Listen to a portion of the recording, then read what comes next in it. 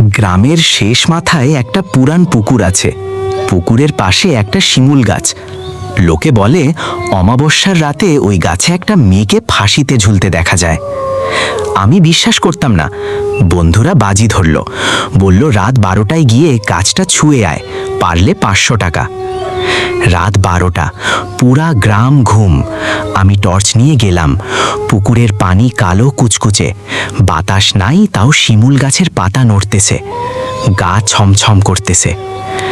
গাছের কাছে গিয়ে হাত দিলাম। হঠাৎ উপরে তাকায় দেখি সাদা শাড়ি পরা একটা মেয়ে ডালে বসে আছে, পা দুইটা দোল খাইতেছে, চুল দিয়ে মুখ ঢাকা। আমার কলিজা শুকায় গেল।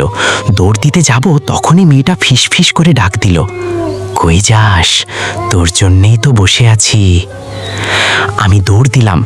পিছনে পায়ের শব্দ, কেউ দৌড়ায় আসতেছে, খালি পায়ে, ছপ ছপ শব্দ।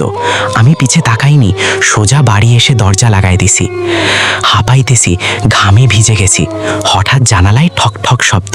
চিকন গলায় কেউ বলল, দরজা খোল, তোর সাথে তো কথা শেষ হয় নাই। আমি জানালার পর্দা সরাই, উকি দিলাম। কেউ নাই, কিন্তু জানালার কাছে একটা হাতের ছাপ, ভেজা হাতের, আর নিচে লেখা, কাল আবার আসিস। পরদিন সকালে শুনি পুকুর পাড়ে আমার একটা জুতা পাওয়া গেছে, আর শিমুল গাছের ডালে একটা নতুন দড়ি ঝুলতেছে। আমার